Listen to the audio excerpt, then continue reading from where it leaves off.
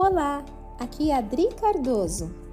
Eu sou neurocientista, neuropsicóloga clínica, hospitalar e do esporte, e é um prazer ter a sua companhia em mais um Neuropsi Daily. Convido você para me acompanhar na leitura do nosso ensaio diário. Antes de iniciarmos, respire profundamente e permita-se um momento de reflexão junto comigo, mantendo sua presença e conexão com o contexto e o tema de hoje. 8 de janeiro, Dia Nacional do Fotógrafo. Fotografar ou viver o momento?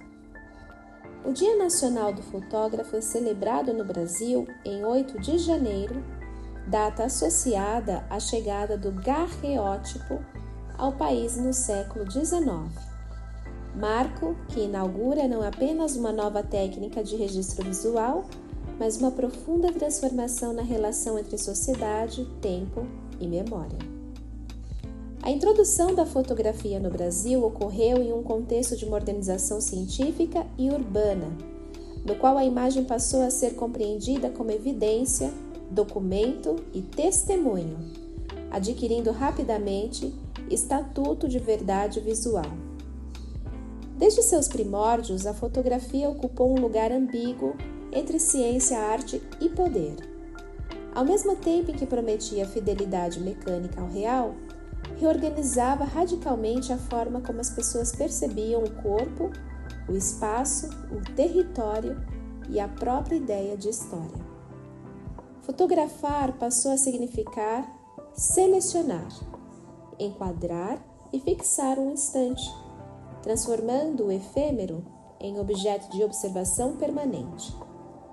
Esse gesto inaugurou novas formas de olhar, classificar e narrar o mundo. No Brasil, a fotografia teve papel central na constituição de arquivos de memória social, científica e política. Foi utilizada em expedições científicas, no mapeamento de cidades, na catalogação de corpos e territórios e na documentação de populações historicamente invisibilizadas, muitas vezes sob uma lógica colonial, hierarquizante e excludente. Ao longo do tempo, contudo, a fotografia também se tornou instrumento de resistência, denúncia e afirmação cultural, sendo apropriada por movimentos sociais, artistas e coletivos como forma de disputar narrativas e produzir visibilidade. A imagem fotográfica, portanto, não é um espelho neutro da realidade. Ela constrói sentidos, estabelece hierarquias simbólicas e define o que será preservado como memória coletiva. Fotografar é um ato técnico, estético e ético. Cada imagem carrega escolhas explícitas e implícitas sobre o que merece ser visto, lembrado e transmitido às gerações futuras. Nesse sentido, o Dia Nacional do Fotógrafo não celebra apenas a técnica, mas convida a reflexão crítica sobre o papel das imagens na produção de memória, identidade e pertencimento. Do ponto de vista neurocientífico, a fotografia dialoga diretamente com sistemas de percepção visual, atenção e memória autobiográfica. O cérebro não armazena imagens como arquivos estáticos. Ele reconstrói experiências a partir de fragmentos sensoriais, emocionais e narrativos distribuídos em diferentes redes neurais. Nesse contexto, a fotografia atua como um potente disparador desse processo de reconstrução, evocando circuitos associados à memória episódica, ao reconhecimento facial, à empatia e à organização da identidade. Sob o prisma neurobiológico, a fotografia exerce um papel dual na regulação do bem-estar e na organização da experiência subjetiva. O registro de momentos significativos pode funcionar como um dispositivo de ancoragem emocional e de continuidade identitária. Ao revisitar uma fotografia carregada de afeto, são ativadas redes neurais ligadas à memória episódica, especialmente o hipocampo e o córtex pré-frontal ventromedial, regiões implicadas na integração entre emoção, autobiografia e tomada de decisão.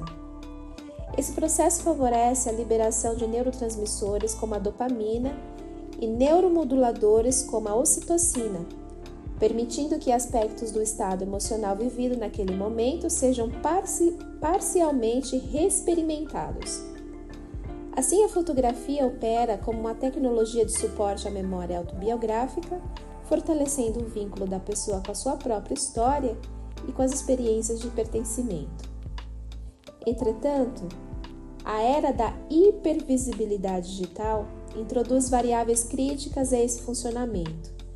Quando o cérebro passa a direcionar recursos atencionais excessivos para a curadoria da imagem destinada ao olhar do outro, emerge o risco de empobrecimento da experiência vivida no aqui e agora.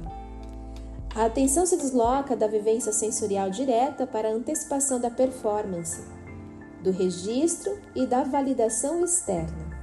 Nesse cenário, instala-se a possibilidade de construção de uma história ilusória, na qual a pessoa passa a se regular mais pela narrativa editada de si mesma do que pela experiência corporal, emocional e relacional concreta.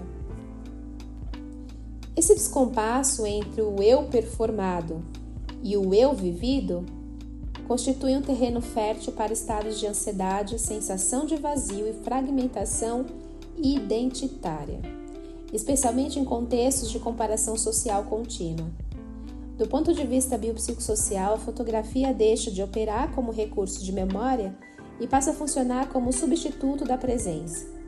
O desafio contemporâneo não é abandonar a imagem, mas é recolocá-la em um lugar ético e funcional, como instrumento de sustentação da memória e da narrativa pessoal, e não como mediadora exclusiva da experiência de existir. Por fim, é fundamental reconhecer que toda imagem é também uma escolha.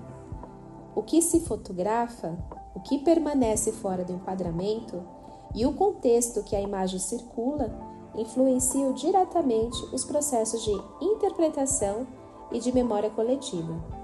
Em sociedades marcadas por desigualdades estruturais, a fotografia pode tanto humanizar quanto estigmatizar, tanto preservar quanto apagar histórias.